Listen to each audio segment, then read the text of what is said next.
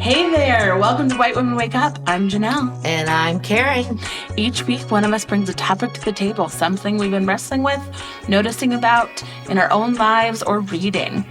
And the other reacts in real time. No scripts, no prep, just an honest conversation between a mother and a daughter, spanning generations about what it means to wake up as white women in a world shaped by bias, power, and inherited patterns. We don't always agree, and it's not always comfortable, but we show up anyways. Let's wake up. Let's wake up. Oh my. Hello. Hi, we're twinsies. We are twinsies, and I almost, for those of you not on YouTube, we both have black, we just look the same. We both showed up in black tops, turtlenecks, and our little mock necks. Yeah. And I almost wore my glasses today, which would have been even funnier. We would have been extra twins. Yeah. Twinsings aboard. So you got some good announcements. I have some good announcements. Okay, so we'll lean into reminders, I would say, before we hit for today's reflection. So just a reminder, we've launched our band book club. Woohoo! Our first meeting is Tuesday, February 10th at 5:15 p.m. on Zoom. Pacific time. Thank you. The book is The Book of Unknown Americans by Christina Enrique. It's low pressure, guided conversations. Really, no need to finish the book. We just want you to be there. Be in the dialogue, just be part of the community. It's free, open to all, and so you could RSVP on our website. That's the only way you'll be able to get the Zoom link is through RSVP. So go to whitewomenwakeup.com, and then on the top nav, click the band book club, and you will see all of the information there. So please join us on February 10th. Okay, and then another reminder, another great thing happening that week. If you live in the Seattle area, please come join us for a bingo night event. Now, this is hosted by SYM Seattle. This is an organization that I volunteer with. It supports unhoused youth and young adults in the Seattle area. And their bingo fundraiser night is February 12th from 6 p.m. to 8 p.m. at Ravenna Brewing. And then the fun note there is I will be the bingo caller. So if you want to spend an evening just listening to my voice again, please come. It's fun. It's just a really great time. Tickets include a drink and bingo cards. Proceeds go to SYM, and there's great prizes from local organizations. So how do people register? Thank you. Details are at symseattle.org. You click under their events and you'll see the bingo there. Or if that's too hard to remember, you can email us at hello@whitewomenwakeup.com, and I will gladly point you into the right direction of information. But yes, please, you can also register at the event. You don't need to register beforehand, though they would love to have kind of a head count if possible. And then the final reminder is our 2026 White Women Wake Up Accountability Bingo card is available. If you go to our website, you'll see a banner flashing and you can download it. Again, this is just another place for us to build community this year. It's about practice, not perfection, really choosing what feels possible to stay accountable together. So download it, keep it visible in your world, and then share bingo moments with us at White Women Wake Up. So those are announcements. We have a lot of fun, community things happening in the next couple weeks, and we hope we can share and see you there. Yay, thank you, Jonelle. You're welcome. So organized. I'm trying. Okay, so reflection. We had a heavy conversation last week. I'd love to hear your reflection, or do you want me to go first? Where do you want to? Why don't you go first? Yeah, I know, listeners, we have talked slightly about this reflection. So I do know Karen took it from a much lighter approach. And not lighter, but just a good approach. And you'll hear about that. This has been heavy on my heart, I think, for a little while. You probably heard it in my voice last week, but it's just seeing what's happening in our world right now is so scary. It's been scary for a while. And so I've kind of been holding on to these historical things, I don't know, as an anchor to support my anxiety around it. And it's really not helping with anxiety. It's the deeper I go into history, especially history unknown and erasure history, the more stressed and scared I get. And that's not my normal demeanor. I'm normally a, like, we can do this. I'm an optimistic, we can figure this out, a fix-it person for good or bad. And so, I don't know, it's been sitting heavy with me, and I Yeah. know a lot of listeners feel the same. There's a lot of heavy stuff that's been continually going on for a while, and it's getting heavier and it's getting scarier, and yeah, Yeah, and you were really listing out histories, and many of them were inhumane. yeah. And I think maybe it's a reflection on where are we landing in our society today that feels inhumane. Well,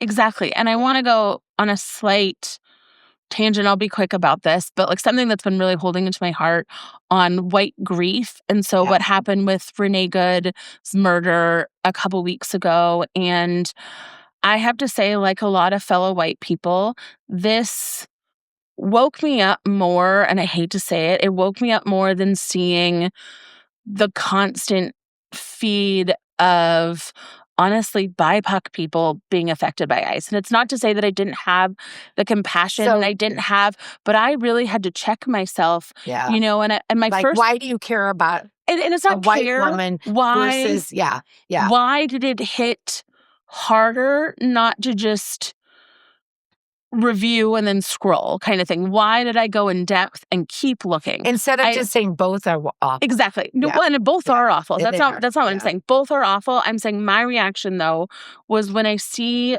when people of color have been attacked by ICE, my natural thing is I still look, I read comments, I engage, but then I scroll on. I don't go further. Yeah. Renee Good really made me go further. And of course, the defensiveness in my mind initially was like, well, because it's a murder and it was Yeah. outright just horrific. But then I really had to settle and listen to my inner voice to say, is that true? And maybe part of it's true. Yeah. Or is it also because it's now affecting the people who I see that look like me? Yeah. And that is a scarier truth. And I think it was such a great reflection because you hear all these people of color talk about what's happening with this, or shootings against Black people, ICE agents taking Hispanic people.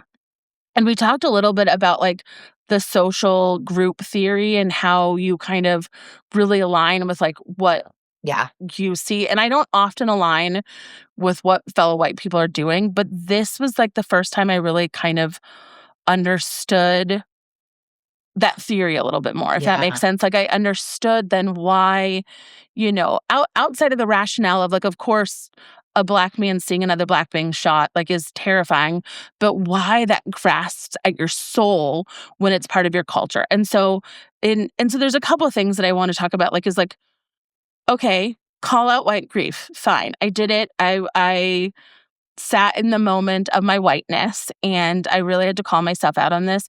And then what's next? And then kind of like, where can I go from there? And so I think this is where the unfolding of a lot of that history stuff has kind of gone in my head lately Yeah. too, and all of But where. actually, this is so interesting, Jonelle, that you say that, because so one of the things that we're talking about in our band book club, and we're kind of going off script here, Yeah, and who so knows, sorry. maybe we don't even need to talk about my subject yet. But in the band book club, like when we hear other people's stories, we get empathy. Yes. So your white grief, when we looked at Renee Good on TV, she looked like every normal 30, 40 plus, I shouldn't say normal. Yeah. That's exactly what we talked about last week. week. But she looked like every white woman heading off to soccer practice in her minivan with kids in tow. And so there was a real relationship to that. I think it's interesting. Let me finish. Okay. Is that what Black people feel every time they see a Black shooting? Exactly. And when you hear that in that context, the heart weighs so heavy, doesn't it? So heavy. Because they're hearing it every day, twice a day, Exactly. 3 times a day for hundreds of years. It's not just this with ICE. Exactly. It's ongoing. It's ongoing. And why it's even heavier, though, is that it took me that long to even like connect those dots. Like Yeah. I have so much Yeah. empathy and so much, and we're doing this journey, but like for me to sit in that moment and like still have an aha moment about these things was really tough to sit Yeah. with. And I'm going to be, this is, So, I yeah. have a very honest, authentic conversation that goes further into what I was thinking. And I come to all of you in a space of shame-free, a space of maybe other people were thinking this, and I had to process why these were my initial thoughts and kind of the consequences of that. But when I saw Renee Good get killed and murdered and, like many, watched it from 1,000 different angles, the reason that scared me the most is because, oh, they are now doing it to white women in the open. Yeah. And Yeah. and that and the fact and they are now But the irony. Okay, so this is no, yeah. but sit with that for a Yeah. second. Oh, That yeah. my fear hasn't been I've been compassionate Ki- towards people of color. I have been distraught. I've been so many different emotions that bridge empathy to people of color, but I didn't gain fear until I saw them shoot a white woman in broad daylight. And and so that's what I'm trying to say. I want to, because that's a big revelation to sit through, that those were my natural thoughts, especially as someone who feels like they've been on this journey Okay, of so awakening for a while. so I know we were having the conversation about watchful dragons a couple weeks ago. I and hate you that were term. Like, I hate this term, but so wait, what did you call the algorithm one? The internal algorithm. Internal algorithm. So this is the perfect example because your internal. It wasn't like you weren't sad when you would hear about Black people being shot. No. It wasn't that you didn't have empathy, but your depth didn't go there. And it's because you had this protected algorithm to keep you from going off the edge or to keep you from still staying safe in your own zone. I think where this hit me hard. Now your safety. Well, this is like. No, but what I'm saying, where this hit me hard is I thought I had that depth of empathy and compassion. And so this is where like my confession, I hope, can be very real to a lot of our listeners of, I think that's very common of, especially with white women, of like, we have so much empathy. And so we think we have the depth of empathy and understanding needed to walk the walk and talk the talk. And I know I learn every day. I know I'm constantly learning. This was a surprise of still how far off I am. Like I am doing everything I can.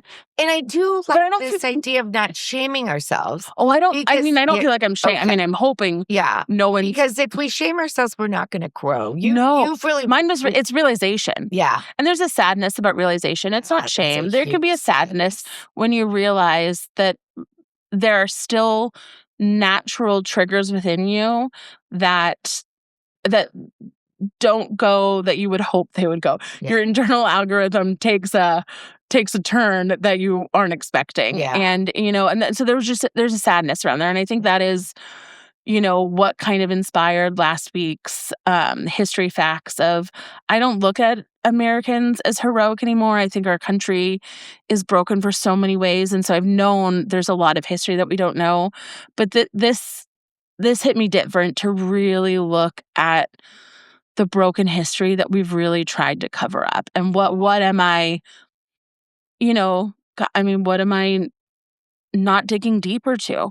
What am I like kind of turning a blind eye, not intentionally, but it's just. Well, I think it's interesting.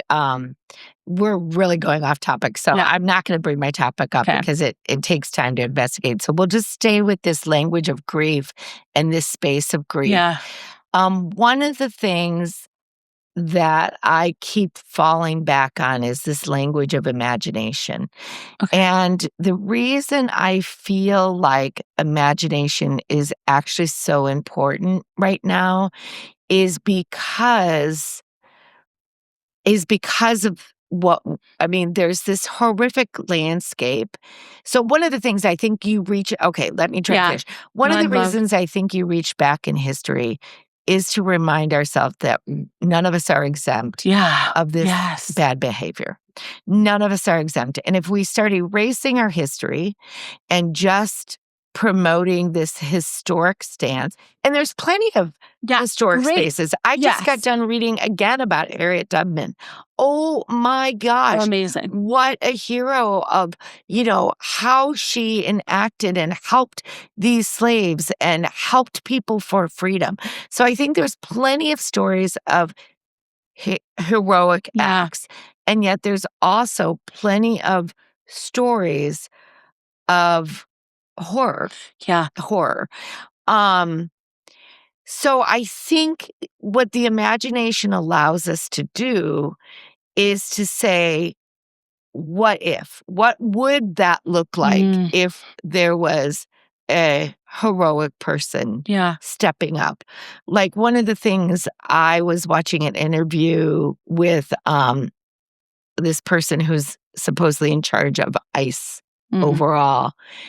And I saw no sense of empathy. I saw no sense of humanity. I saw no sense of, it was very regulation. And I kept thinking, what would it have looked like if he had the language of humanity? What would it have looked like? What would it look like? Okay, if we have a challenge with immigration, for those people that feel that that is a problem, what would look like a humane way of solving that problem?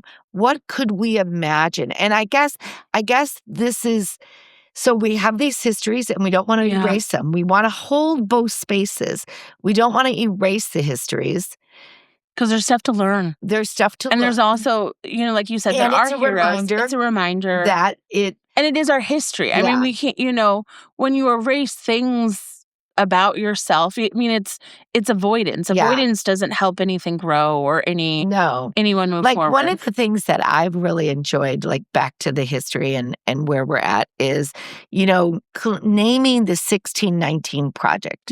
Just even naming it, because remind everyone. The 1619 Project is a project that outlines the transatlantic slavery that was going on in the 1600s when our nation began. But there's history that documents that even prior to 1619, that there had been transatlantic slavery going on, at least in the North Americas, which then tells you that at the same time the Europeans were coming over to the U.S. or the Americas, the white people, so were the Black people. And we have a rich Black history and community of peoples. I grew up, from my mom's story of being a daughter of the American Revolution, a DAR, thinking that it was only my families and Indigenous persons. But that's not true. No. That we've always been a nation of many peoples. And so thinking through that stories, and now they were horrific stories of how these people came across on these ships and how they were traded. And we can't deny those stories, and yet at the same time learning about these communities, how valuable that is to us. I want to go back a little bit to your wording about imagination. Because when you first said it, and I don't know if it's just me or listeners, in this dark place, imagination almost feels a little trite, a little too am I in denial? And am I just happy to be happy? And so, but I liked how you phrased imagination. I was going to kind of ask you what you meant by that.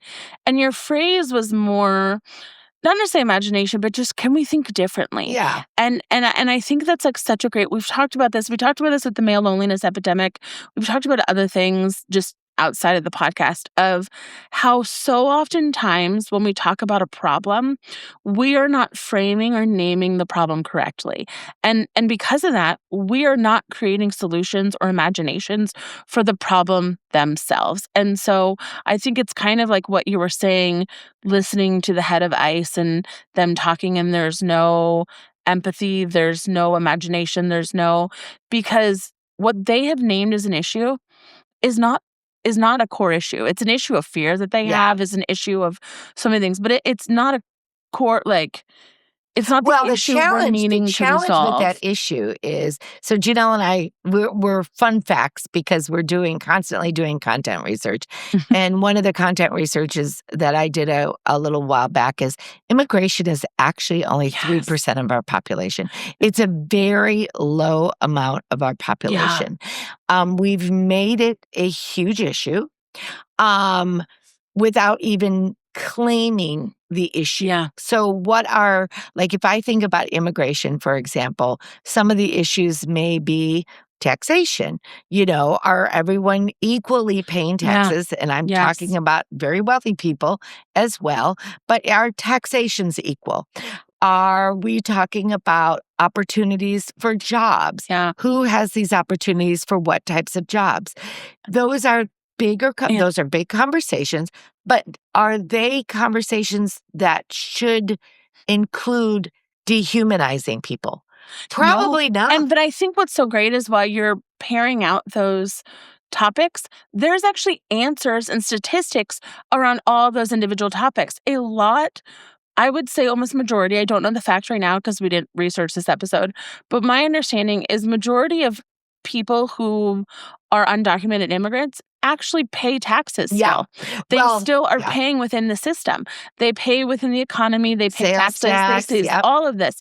And so what you're pointing out there is by breaking this down and actually naming some of the core issues, it's a very different story than what is being Yeah. pictured right now. And I Yeah. think what's really interesting, you bring up the humankind or the humanity part, is like another question is, again, digging into history. I've started digging into like former Republican presidents and their views on immigration. Yeah. And there's been some really great videos of both the Bushes coming up, and their conversations around immigration are often such human-based conversations. Yeah. Like, there's still I think what scares me today is we don't have a conversation from, like, the baseline of humanity. Yeah. And there was a reporter asked George Sr. about they were concerned in Texas about should we allow undocumented immigrants to go to our schools because they're not paying for it in taxes or this? And he did acknowledge, like, okay, well, that is a problem we need to solve around taxes, and that he goes, but at the core, these are humans, and Yeah. humans deserve rights. And so until we figure out the systematic things, we still need to offer them human rights. Yeah. And I think that is what the basis of what we're missing Yeah. so Yeah. much. And so Well, and it's funny because even as you're saying this, I think about, a lot of times in my own relationships, and I've gotten in a fight with someone, and the fight might be over, you took my spoon, I want that spoon. And that's not really often the core of the discussion. The Yes. core of the discussion might be that you didn't respect my boundaries or you didn't. Yes. And so sometimes it's like we get to the nitty-gritty of things without looking at the real value of what it is. Well, and the challenge with yeah, and the internal value too. Yeah. So I love that you're bringing up like trigger points, and clearly immigration issues can be a fear-based trigger Yeah, point for a lot of Americans. But like you said, it's so many things. I've also been in relationships where it's just both of us are triggering each other, and Yeah. and that is not the intent, but then both people go to their own spaces of dealing with those triggers, and you're not resolving because we're just our triggers don't align, if that makes Yeah. sense. I mean, you Yeah. and I, even full transparency, listeners, we tried to record an episode earlier And and we got into a little tiff because Karen wasn't listening to what I was saying, and it was yeah. obvious. But at the same time, my trigger and my reflection was not the nicest response to her. She felt shamed, and she had every right to feel shamed. I didn't feel understood. And so we stopped and restarted, which honestly I think has made for an even better episode Yeah. now. Yeah. But it's reflecting on what is creating those moments of fear for us, Yeah. and that creates the reactions So as well. I want to go back to this language of imagination, because one of the Yeah. things that we're talking about, it's interesting, again, your desire to grasp on historical spaces that were dehumanizing, almost like looking at our capacity to Yeah. dehumanize. So one of the things I do with my students is I will have them try to imagine another story. Like, Okay. if this is a problem, what would that look like differently? And I have seen, and I have art students who you would think their imagination would be crazy wild. I have seen a lack of imagination in the education system. And I don't know, again, is it, we've had a lot of dialogue around standardized testing, our students constantly reaching back to answer the right question, or was it my prompt? Did my Yeah. prompt not do that? But I do think so. So we've done some exercises like, if you got to be in Yeah. a space and talked about global warming, what would that look like for you? What Yeah. would some of those conversations look like for you, and how would you address that issue? It's And so it's been kind of fun. It also empowers them a bit yeah. because they can begin to dream about what could be done instead Yeah. of staying stuck on just what is. What I love, and I don't know if I've shared this story before. It's kind of a funny story about, I don't know if I've shared this with the podcast. You definitely know this story, but it is around our education system is, I think, creating much more limits, much more standards, and removing the need for exploration. And Yeah. and they've also Yeah. actually done studies that, like, this type of education was revamped during the Industrial Revolution, actually by Ford, Yeah. because he wanted, or I guess that wouldn't be Industrial Revolution, but he was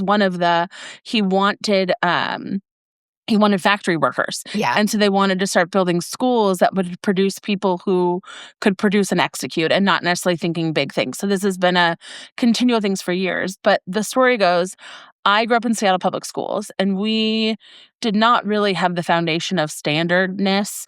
It was definitely a much more free environment. And so in my English class, we had what was called the golden thread, where we had to do writing exercises every day, but there was no structure into where the word Yeah. fell on the page. It was a golden thread. You followed whatever you felt it should be and where it should land on the page. But what it did is it created in me someone, outside of having obviously artist parents, but it created definitely outside thinking in the box. And then when I went to college and I had my first more standardized English class, my professor, I failed my first paper and I was stunned by it. And he wrote a note, "Come see me." And I saw him and he said, "I have to say, this was the most creative, well thought out, you know, just the depth of your thought and imagination within this paper and topics that you thought were beyond anything I've ever seen." He goes, "But your grammar, so like punctuation, like not wording, but punctuation itself was horrific." And it's because I never learned to The rules of the rules grammar. rules of Yeah. grammar. And so Yeah. again, there's middle ground, but I do, going back to your point, there is this, we need more in our society of this free thinking, this imagination, this thinking limits in a different way of Yeah. what if things were Yeah. different.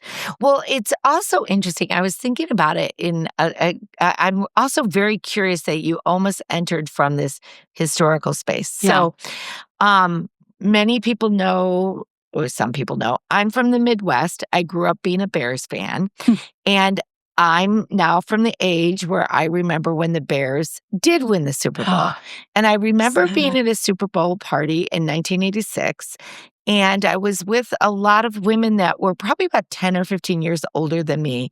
And we got on the topic, this is 86, we got on the topic of abortion. And several of them, now, well, not several, probably a couple, had spoken about how in their own family systems, there were women who had coat hanger abortions. And I remember thinking back, like in this conversation, thank God we've made such stride on abortion issues, never thinking that those issues would be turned around. I know. What I'm curious about is there obviously was an imagination for people towards the policy of turning that around. Yeah. Where is our imagination right now to returning that policy? And so are we not having, is there something that inherently was bothering people to pull that policy that we're not addressing? Where can our imagination be in the conversation so we can go back to humane choice? We do have the technical medical ability to now have safe abortions.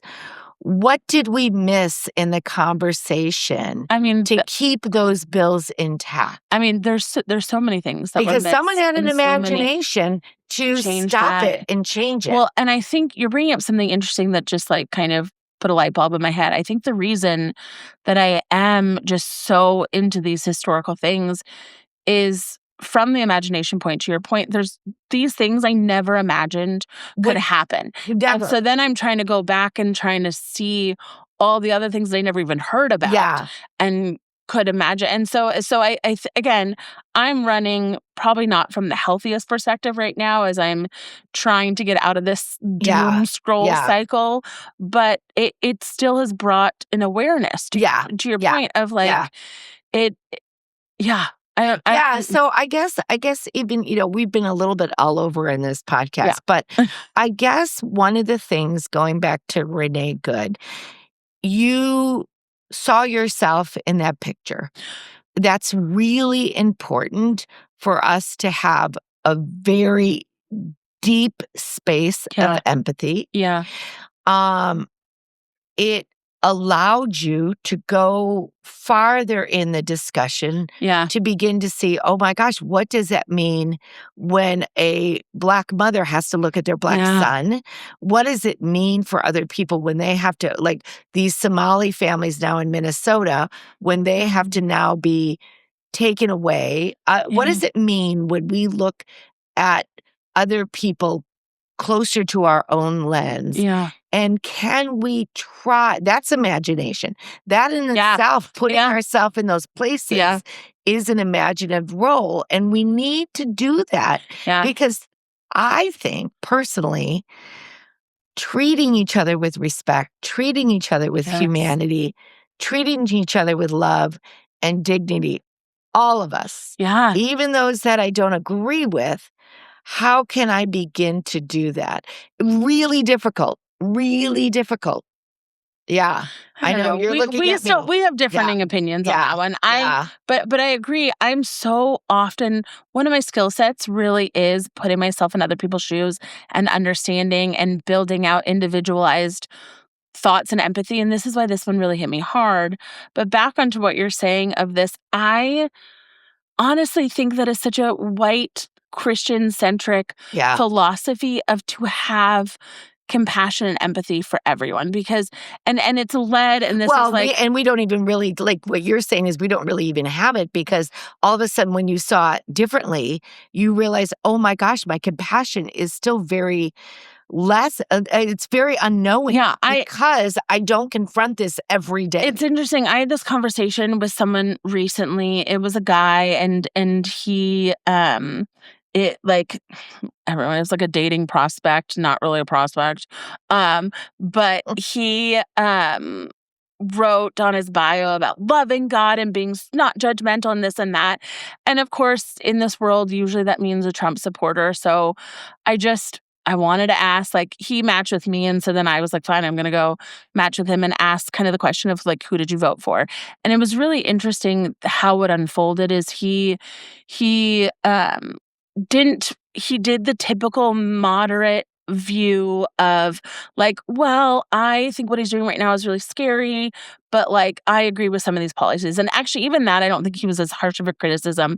And I think because in his mind, when I was asking that, I don't think he knew what way I was going. Yeah. If I was gonna say, "I hate Trump," or "I love Trump." And so it was so interesting to see and watch how he even spoke. And there's nothing against him, but it's a lot of people how we want to have this narrative of, like, and it's a white Christian perspective. We grew up in that of, well, I'm really scared of what he's doing. There's a lot of negative things, but, like, some of this are good. Like, we want to still rationale of that thought process of, like, well, we still have compassion, understanding for people. And I think that's gotten us too wishy-washy. Like, it's too, Well, I think, like, well, one of the things I think that we need to be careful of, and I know we well, need to wrap I this know. up. I think we need to not have dualistic thinking, black and white.